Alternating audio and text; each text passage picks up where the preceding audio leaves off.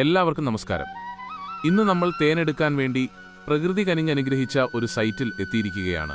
പച്ചപ്പിന് നടുവിൽ ശാന്തമായി ഒരുക്കിയിരിക്കുന്ന ഈ സൈറ്റിലെ തേൻ വിളവെടുപ്പിന്റെ വിശേഷങ്ങളാണ് ഇന്ന് നമ്മൾ പങ്കുവയ്ക്കുന്നത്. ഇത്തരം കൃഷിവിശേഷങ്ങൾ അറിയാൻ ഈ ചാനൽ ഇതുവരെ സബ്സ്ക്രൈബ് ചെയ്യാത്തവർ ഒന്ന് സബ്സ്ക്രൈബ് ചെയ്ത് സപ്പോർട്ട് ചെയ്യണേ. ഇവിടെ ഏകദേശം 27 കോളനികളാണുള്ളത്. അതിൽ തേനെടുക്കാൻ പാകത്തിന് വളർന്നു കഴിഞ്ഞ 25 കോളനികളുണ്ട്.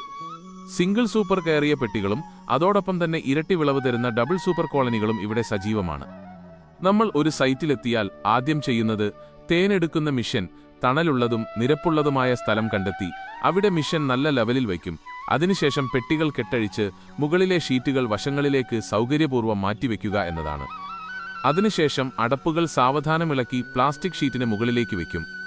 സൂപ്പറുകൾ ഇളക്കി അടപ്പിന് മുകളിൽ വെച്ച ശേഷം സ്മോക്കർ ഉപയോഗിച്ച് പുകയടിച്ച് ഈച്ചകളെ മാറ്റുകയാണ് അടുത്ത ഘട്ടം.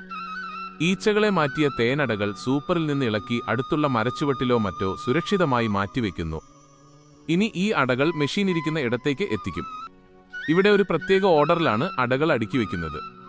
അതായത് ആദ്യത്തെ സൂപ്പറിൽ നിന്നും എടുത്ത അട ആദ്യം. ആ ഓർഡർ തെറ്റാതെ തന്നെ സീൽ ചെത്തി കറക്കിയെടുക്കണം. എങ്കിൽ മാത്രമേ തേൻ എടുത്ത ശേഷം ഇവ കൃത്യമായി തിരിച്ചുവെക്കാൻ സാധിക്കൂ. നമ്മുടെ ഈ മെഷീനിൽ ഒരു തവണ 14 കിലോ വരെ തേൻ ഉൾക്കൊള്ളാൻ സാധിക്കും. മെഷീൻ നിറഞ്ഞാൽ തേൻ കന്നാസുകളിലേക്ക് മാറ്റിയ ശേഷം വീണ്ടും കറക്കി തുടങ്ങാം.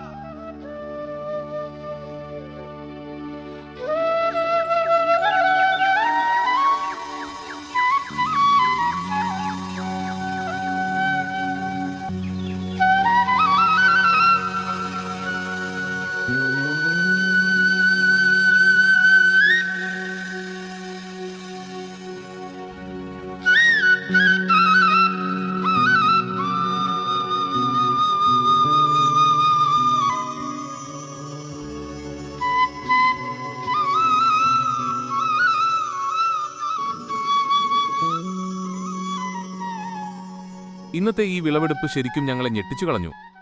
കന്നാസുകളിൽ നിറച്ച 80 കിലോ തേനും ബക്കറ്റുകളിൽ ശേഖരിച്ച ചെറിയ അടകളിൽ നിന്നുള്ള 25 കിലോയും ചേർത്ത് മൊത്തം 100 കിലോയ്ക്ക് മുകളിൽ തേൻ ഈ സൈറ്റിൽ നിന്ന് മാത്രം ലഭിച്ചു. ശരാശരി നോക്കിയാൽ ഒരു കൂട്ടിൽ നിന്നും ഏകദേശം 4 കിലോയോളം ശുദ്ധമായ തേൻ ലഭിച്ചിട്ടുണ്ട്. ഈ മധുരമേറിയ വിശേഷം നിങ്ങൾക്ക് ഇഷ്ടപ്പെട്ടുവെന്ന് കരുതുന്നു.